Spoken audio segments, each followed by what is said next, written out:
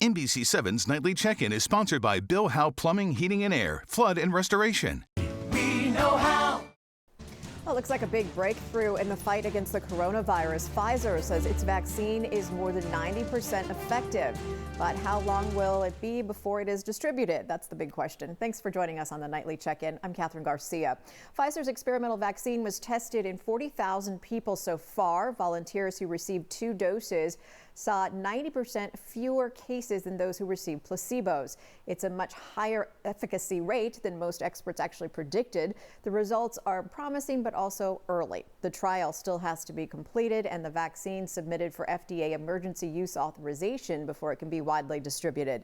Some San Diegans weighed in with some mixed reaction to today's news.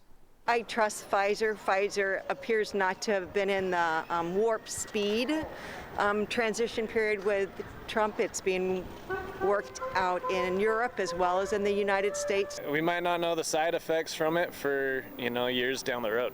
So that's kind of what I'm worried about. Not everybody takes the flu vaccine, for example, every year, but a lot of people do. And hopefully, again, we cross a threshold there where, and just with other adult vaccines, where we get to that herd immunity threshold.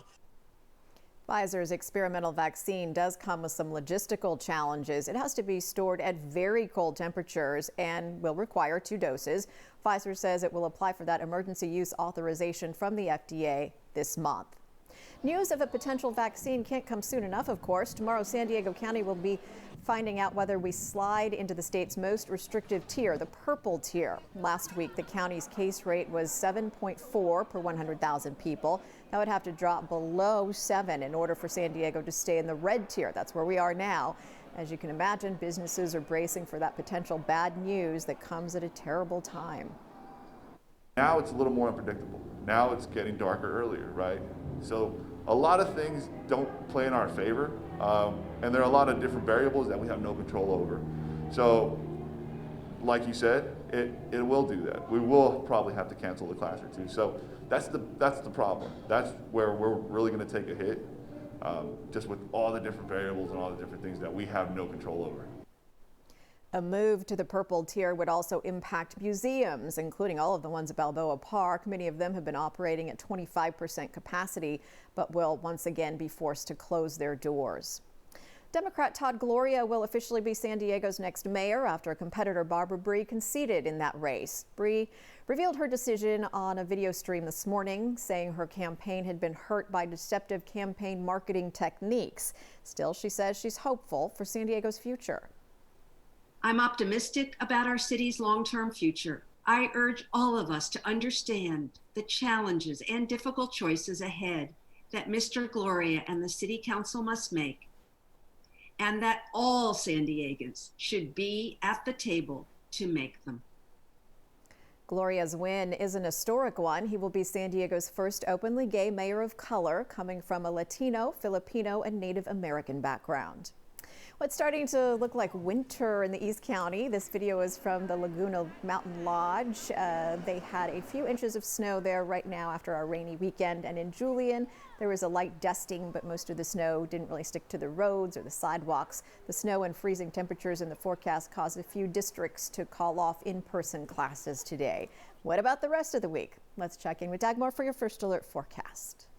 Looking at your Tuesday, you will continue to see blue skies, but you will also continue to feel slightly cooler temperatures. So really a perfect fall day. The coast will see about the low to the mid 60s, maybe in some cases the upper 60s. Inland valleys at about that mid 60 mark as well. Mountains anywhere from the upper 40s into the low 50s, and the deserts upper 60s, low 70s. Mostly sunny skies from start to finish. So really, all things considered, a beautiful November day.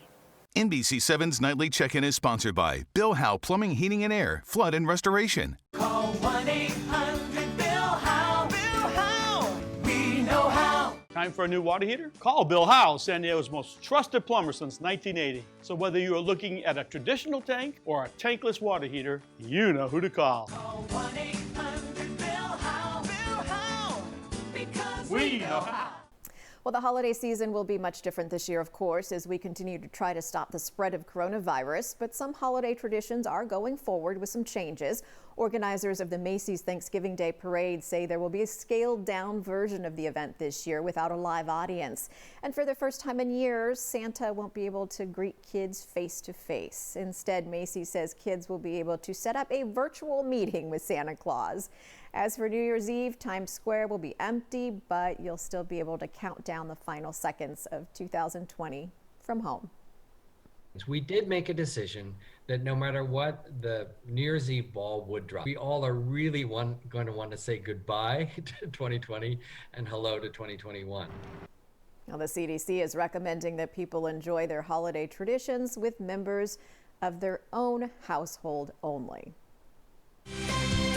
This is Jeopardy!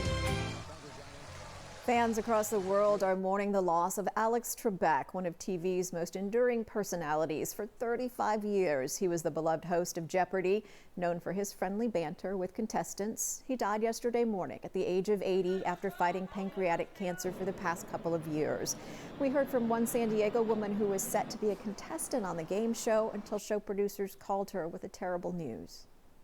And she was in tears on the phone, and she said, "I have to tell you the very sad news that Alex Trebek passed early this morning." Of course, I was devastated. I was so sad. I've adored Alex for such a long time. He's such a legend.